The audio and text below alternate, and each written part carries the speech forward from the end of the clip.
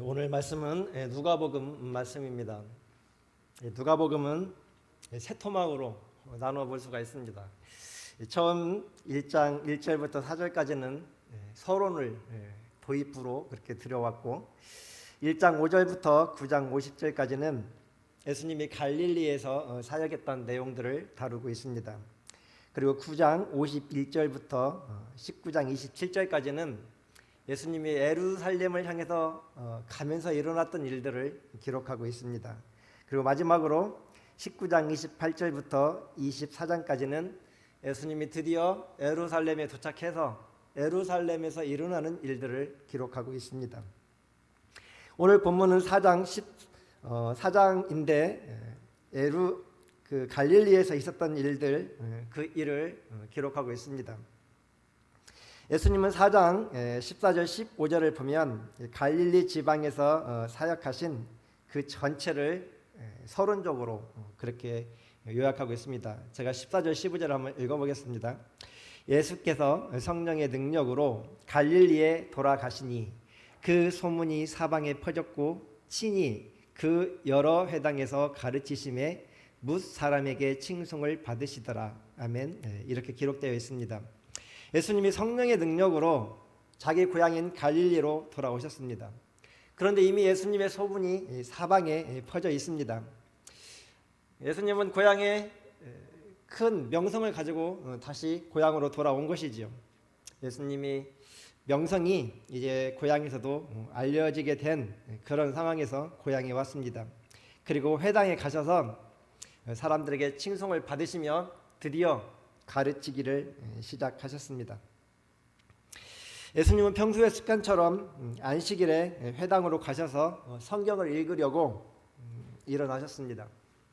그때 관습은 지금처럼 성경을 읽으려고 회당에 모이면 그 성경 맡은 자가 읽을 곳을 찾으라고 두루마리 성경을 가지고 옵니다. 근데 예수님이 그 성경을 받아들고 이사야서의 책을 본문에 기록되어 있는 그 내용을 찾아서 읽기 시작했습니다. 이것을 나사렛 사건이라고 이야기합니다. 예수님이 공생애의 그 시작을 처음 시작할 때 취임 설교를 하신 것이죠. 처음으로 예수님의 지상 사역의 성격을 규정할 수 있는 아주 중요한 본문이라고 할 수 있습니다. 예수님이 읽으신 본문 18절 19절을 제가 새번역 성경으로 다시 한번 읽어드리겠습니다. 주님의 영이 내게 내리셨다. 주님께서 내게 기름을 부으셔서 가난한 사람에게 기쁜 소식을 전하게 하셨다. 주님께서 나를 보내셔서 포로된 사람들에게 해방을 선포하고 눈먼 사람들에게 눈뜸을 선포하고 억눌린 사람들을 풀어주고 주님의 은혜의 해를 선포하게 하셨다. 예수님이 이 본문을 읽으셨습니다. 이 본문은 이사야 61장에 나오는 내용입니다. 예수님은 이 본문을 읽으시고 여기에 나와 있는 이 예언이 오늘 나를 통해서 이루어졌다라는 것을 말씀하고 있습니다. 이것들을 예수님이 다 아시고 이 이사야 61장에서 말하는 하나님의 영을 받은 그 사람, 그게 바로 나다라는 의식을 가지고 이 말씀을 읽으셨습니다. 누가복음에 보면 예수님이 세례 요한에게 세례를 받고 기도하고 계실 때 성령이 비둘기 같은 형체로 강림하셨다라고 그렇게 기록하고 있습니다. 이처럼 예수님은 하나님의 아들임과 동시에 연약한 인간의 몸을 입고 온 완전한 사람이면서도 완전한 하나님의 아들인 그 모습으로 이 자리에 서 있습니다. 그러한 예수님을 하나님이 이 세상에 보내셨다라는 것입니다. 여러분, 완전한 인간의 몸을 입고 완전한 하나님의 아들인 이 예수님을 왜 하나님이 이 땅에 보내셨을까요? 왜 이 예수님에게 성령이 임하셨다고 생각하십니까? 오늘 본문은 그 이야기를 풀어내고 있습니다. 예수님이 이 세상에 오신 목적, 성령이 예수님께 그렇게 임하였던 그 목적을 오늘 본문이 이야기하고 있습니다. 첫째로 예수님이 세상에 오신 목적은 가난한 자들에게 복음을 전하기 위함이다. 이렇게 기록하고 있습니다. 인간은 낙원을 떠나서 하나님을 떠나 살아가고 있는데 그 이후로 영육 간의 궁핍한 상태, 그 상태를 끌어안고 살아가고 있습니다. 그리고 이 세상도 역시 그러한 궁핍한 세상을 우리가 살아가게 되었습니다. 이 땅의 극소수의 아주 잘 사는 사람, 최고로 높은 지위에서 살아가는 그 극소수의 계층을 제외하면 모두가 불편하고 모두가 궁핍한 그런 세상을 우리는 살고 있습니다. 인간은 정신적으로나 영적으로 이러한 절대적인 궁핍 속에 살아가고 있는 존재입니다. 누가복음은 이러한 현실적인 가난, 물질적인 가난에 대해서 대단한 관심을 보입니다. 그런데 이 당시에 헬라 로마 철학은 그들이 가지고 있는 우주관은 이런 것이었습니다. 이것을 이원론이라고 하는데 영과 육을 분리해서 이 육적인 것, 이 땅에 살아가는 삶은 가치 없다라고 생각했습니다. 영만이 고귀하기 때문에 영은 가치 있고 이 육체와 물질은 대단히 죄악시된 그러한 상태를 띠고 있다라는 것이 그들을 지배하는 우주관이었습니다. 그런데 이 누가복음의 기자인 누가는 이것에 대해서 반기를 든 것이죠. 이러한 풍조의 반기를 들고 그렇지 않아 그리스도의 구원은 그러한 영과 육을 분리시킨, 그래서 육을 제약시하는 그런 구원이 아니라 영과 육을 하나로 묶은 전인적인 구원이야 라는 것을 누가는 계속해서 검증해 가고 있습니다. 이 나사렛 설교가 중요시 여기는 것은 바로 그 지점입니다. 예수님은 영혼만 구원하러 오신 분이 아니라 궁핍한 인간의 실존, 그것을 풍부한 상태로 구출하기 위해서 이 땅에 오셨다고 누가는 이야기하고 있습니다. 둘째로 예수님이 오신 목적은 인간을 각종 포로 상태로부터 구출하기 위해서 왔다라고 기록하고 있습니다. 인간은 죄로 인해서 저주받은 이 세상의 감옥처럼 갇혀서 지내고 있습니다. 권세 잡은 동료들이 권세 없는 인간들을 종으로 만들고 있는 그런 세상을 우리는 살고 있습니다. 약육강식의 원리에 의해서 힘 있는 자는 힘 없는 자를 지배하는 그런 세상을 우리는 살고 있습니다. 예수님이 오신 목적은 이렇게 누구는 지배하고 누구는 지배당하는 이 세상 속에서 억압받는 사람들의 인권을 되찾고 사람답게 그 자유를 찾기 위해서, 그 자유를 찾아주기 위해서 이 땅에 오셨다고 오늘 본문은 선포하고 있습니다. 그리고 예수님이 세상에 오신 목적은 눈먼 자가 다시 보게 할 수 있게 하기 위함이다. 이 본문은 그렇게 말하고 있습니다. 인간은 하나님께 죄를 지은 이래 흑암 중에 살고 있습니다. 그래서 무엇이 진리인지, 무엇이 바른 길인지를 볼 수가 없는 그런 상황 속에서 방황하는 인생을 살아가고 있습니다. 그런데 예수님은 빛과 진리로 오셔서 그 멀어있는 눈을 뜨고 무엇이 진리이며 무엇이 보람된 인생인가를 가르쳐 주기 위하여 이 땅에 오셨다라고 말씀하고 있습니다. 실제로 예수님은 이 땅에 오셔서 앞을 못 보는 그런 눈먼 자들을 치유해 주셨습니다. 그런 육적인 눈을 뜨게 하셨을 뿐만 아니라 마음과 영혼이 눈을 열어서 진리를 볼 수 있도록, 빛의 진리를 볼 수 있도록 그렇게 하셨습니다. 또 예수님이 세상에 오신 목적은 압박당하는 자들을 풀어서 자유롭게 하기 위함이다. 오늘 본문은 그렇게 기록합니다. 사람은 부당하게 동료 인간들을 짓누르고 고통을 줍니다. 누가 그런 고통을 줄까요? 여러분, 채권자와 채무자의 관계를 생각해 보십시오. 돈 많은 채권자가 그 채무자를 짓누르는 그런 상황은 우리에게 늘 있습니다. 빛에 허덕여 본 사람이 있다면 그 심정을 알 거예요. 그건 노예 상태거든요. 그래서 이 땅은 부자들이 금권을 가지고 채무자를 짓누르는 그런 세상이라는 것입니다. 또한 권력을 가진 자는 권력이 없는 자를 이처럼 지배하고 살아가는 것이 이 세상입니다. 계급 사회에서는 계급이 높은 자가 계급이 낮은 자를 명령하고 통치하고 지배하며 짓누르며 살아가는 세상을 우리가 살고 있다라는 것입니다. 성차별, 직업차별, 인종차별, 민족차별, 이러한 것들이 그러한 예입니다. 예수님은 인간을 그러한 부당한 억압에서 해방시키기 위해서 이 땅에 왔다라고 오늘 본문에서 선포하고 계십니다. 또 예수님은 은혜의 해를 선포하려고 왔다, 이렇게 본문이 기록합니다. 여기서 은혜의 해는 구약 성경에 나와 있는 희년을 의미합니다. 여러분들이 아시는 것처럼 희년은 7번의 안식년이 지난 후에 그 다음에 오게 되는 대속죄일에 선포되는 그런 절기였습니다. 희년이 선포되면 그동안 땅을 잃었던 사람들이 다시 그 땅을 찾아옵니다.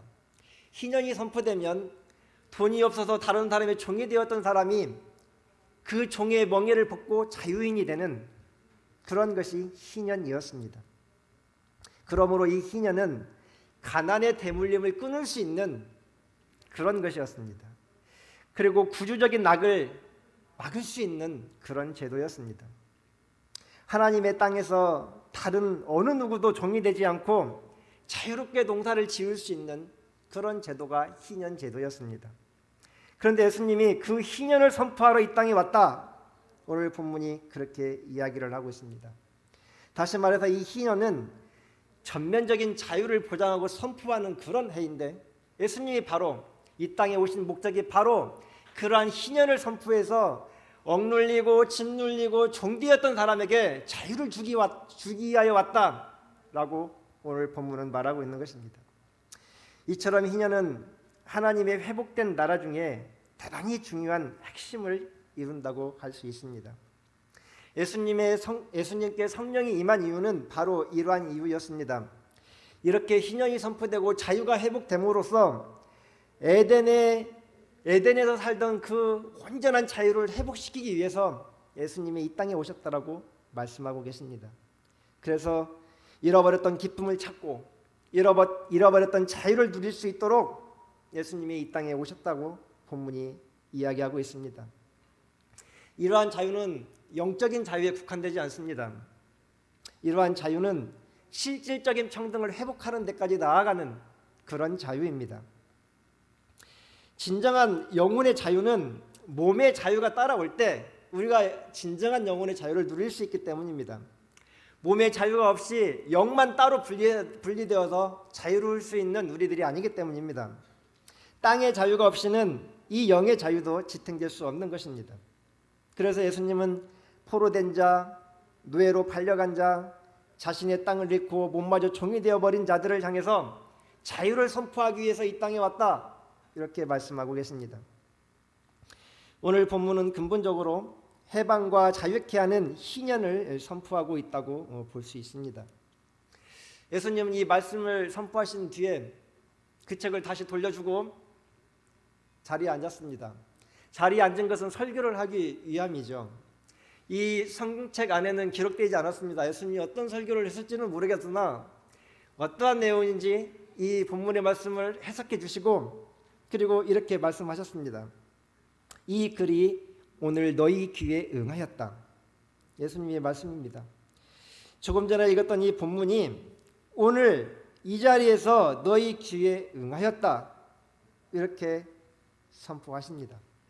다시 말해서 이 희년은 50년 후에 이루어지는 그런 사건이 아니라 지금 너희들이 앉아있는 이 자리에 이미 희년 사건이 이루어졌다, 지금 이 말이 너희 귀에 응하였다, 예수님의 선포입니다.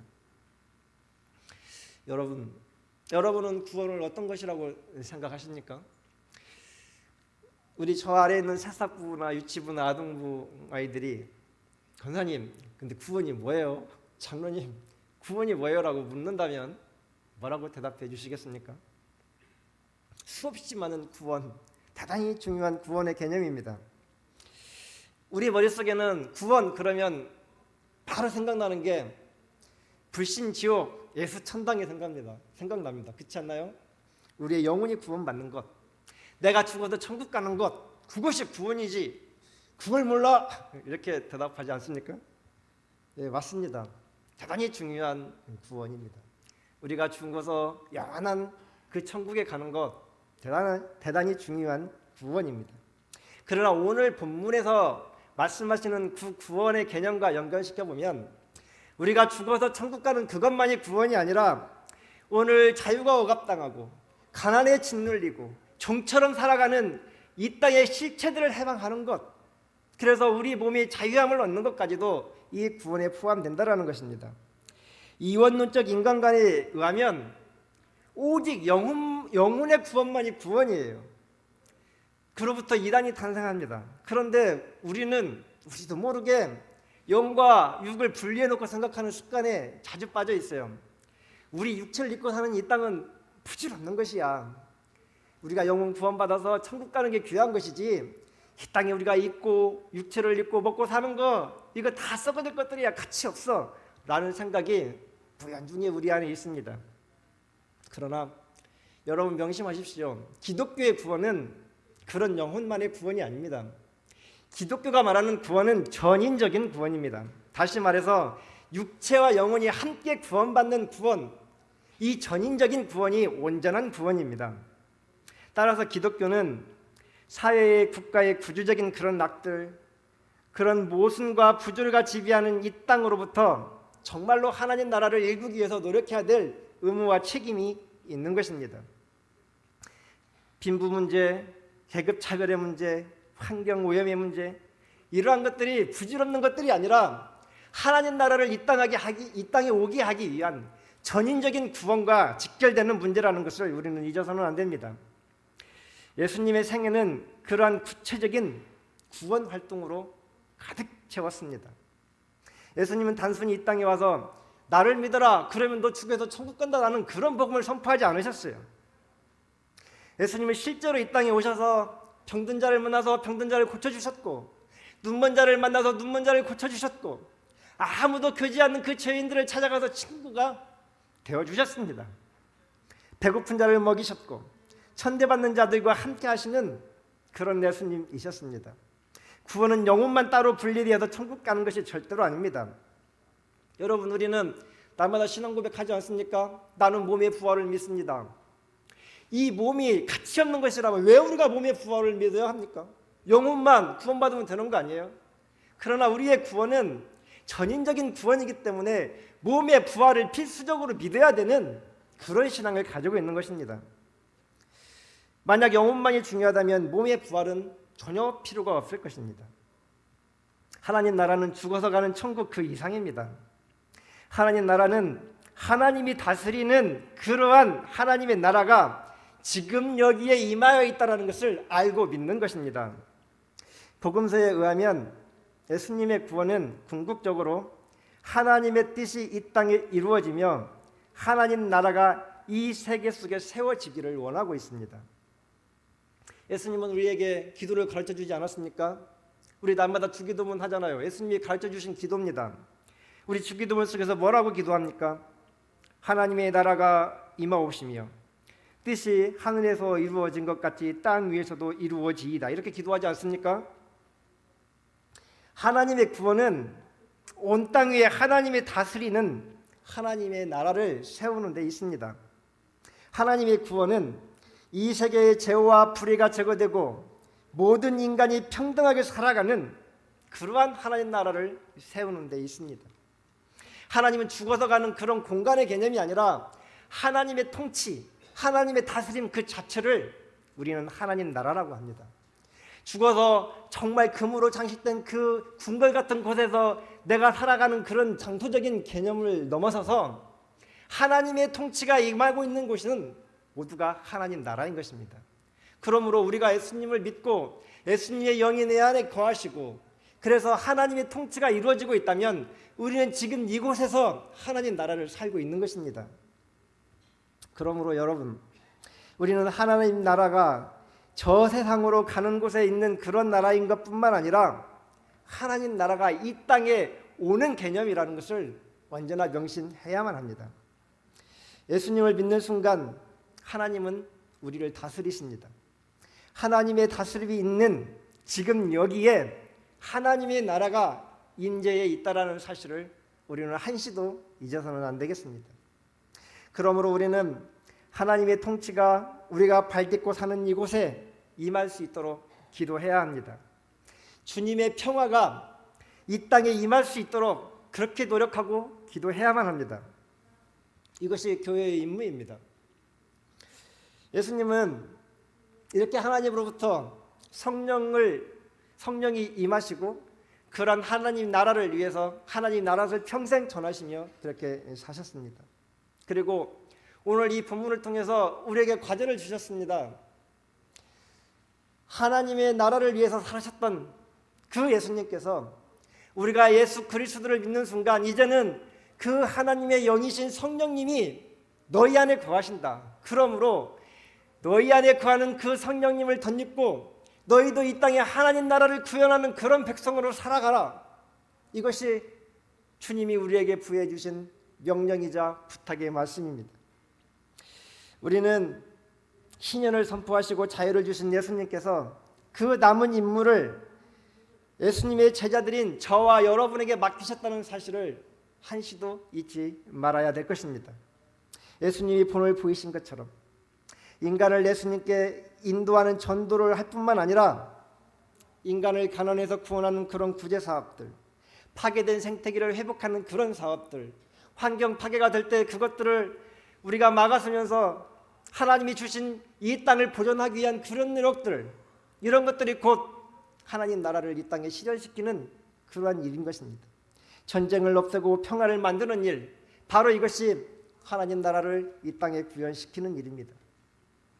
교회는 영혼 구원만을 외치면서 그것에 만족해서는 안 됩니다. 영혼 구원 대단히 중요한 개념이지만 영혼 구원뿐만 아니라 이 사회에 억눌리고 뒤틀리고 짓눌린 이 세상을 자유와 평화의 나라로 만드는 그런 임무를 우리가 부여받았다는 사실을 우리는 명심해야 합니다. 그리스도인은 그렇게 사회 각 분야에서 이 사회학과 싸워야 합니다. 그리스도인은 보다 나은 사회를 위해서 이 일에 앞장서야 합니다. 그리스도인은 하나님의 나라가 이 땅에 실현되도록 기도하고 그렇게 노력해야만 합니다. 인간의 존엄성이 회복되도록 그렇게 노력해야 합니다. 이 땅에 전쟁이 끊이도록, 그래서 자유와 평화가 이 나라와 이 땅을 지배하도록, 자유와 평화가 무궁히 펼쳐지며 그러한 공의가 이 땅에 강같이 흐를 수 있도록 그렇게 기도하며 그렇게 노력해야만 합니다. 이것이 오늘 예수님께서 우리에게 부탁하고 전달하는 메시지입니다.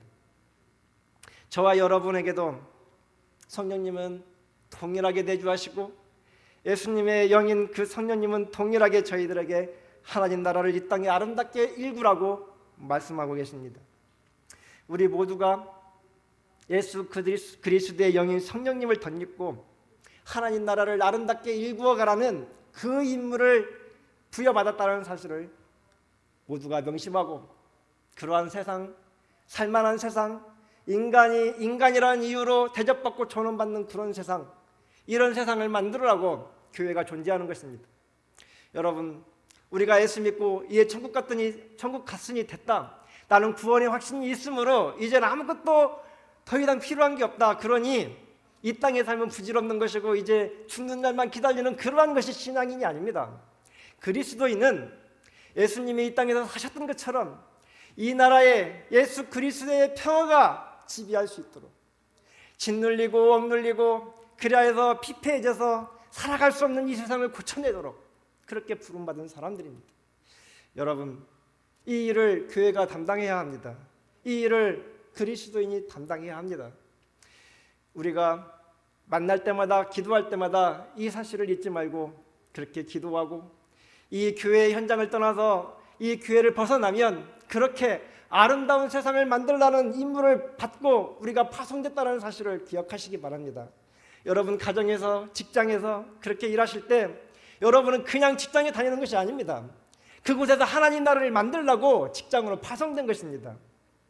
여러분들은 목사의 자리가 있지 않지만 여러분은 직장에 가는 즉시 바로 목사들의 역할을 담당해야 되는 것이에요. 제사장의 역할을 담당해야 되는 것이에요. 그런 하나님 나라를 일구라고 예수님이 보내셨기 때문입니다. 예수 그리스도의 영이 여러분들과 함께 하십니다. 그러므로 그 성령님을 덧입고 여러분들은 여러분이 존재하는 그곳을 자유의 땅으로 만드셔야 되고 여러분이 발딛고 있는 그곳을 평화의 땅으로 만드셔야만 합니다. 그것이 저와 여러분들에게 부여된 하나님의 막중한 임무라는 것을 깨닫고 늘 이 땅을 아름답게 하나님의 나라를 구현하는 그러한 일꾼으로 하나님의 백성으로 살아갈 수 있기를 바랍니다. 기도하겠습니다. 하나님 아버지, 예수님을 이 땅에 보내주셔서 가난한 자에게 기쁜 소식을 전해주셔서 참 감사합니다. 억압받고 눌린 저희에게 자유를 주셔서 감사합니다. 주님, 이제 저희를 자유에서 해방시켜 주셨으니 이제 저희도 자유를 주기 위해서 나가기를 원합니다. 억눌린 자에게, 가난한 자에게, 눌린 자에게 주님의 자유를 선포할 수 있도록 저희를 덧입혀 주시옵소서. 저희로 성령님을 덧입고 이 땅의 아름다운 하나님 나라를 이룰 수 있도록, 그리하여 주님의 제자로 주님의 백성으로 그 삶을 충실히 감당할 수 있도록 하여 주시옵소서. 감사드리며 예수님